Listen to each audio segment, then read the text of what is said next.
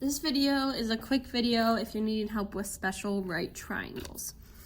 So first we notice we have a triangle. It has a 90-degree angle and a 45-degree angle. And we're asked to find LM and LN. So the first thing that we need to solve for is we need to solve for angle N. So the way we can do this is we can take 180 minus 90 minus 45, and we get that this angle is 45 degrees.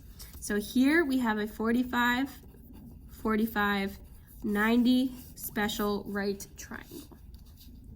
So the one thing that we know about 45, 45, 90 triangles is it follows this special pattern where in order to get the side across from the 45, that's considered our one side. And then the side across from the other 45, that's the one, I'm gonna use air quotes around this. And then the side across from LM is the root 2 side. So we're just gonna go ahead and fill in what we have. So we know that this side is 7.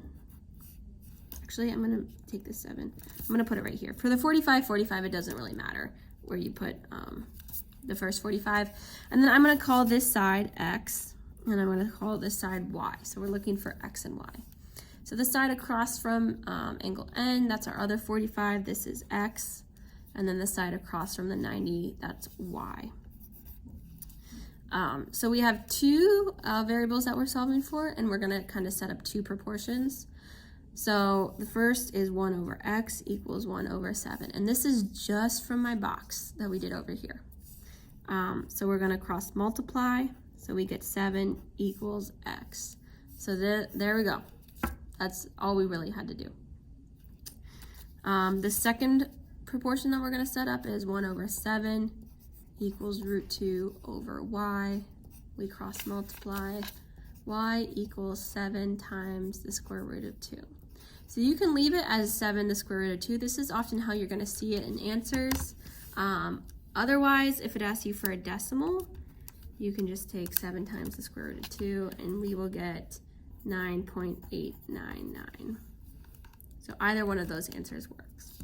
So that's our 45, 45, 90 special right triangle. Here we're given a slightly different triangle. So it asks for us to find the length of WY, given we know that this is a rectangle because it has that 90-degree angle, and then we have a 60-degree angle up here. So I want to solve for angle WYZ, this angle right here, because I think I might be able to use the fact that this is a triangle to help me out. So let's take 180 minus 90 minus 60, and there we go. It's a 30-degree angle, which means we have a 30, 60, 90 triangle.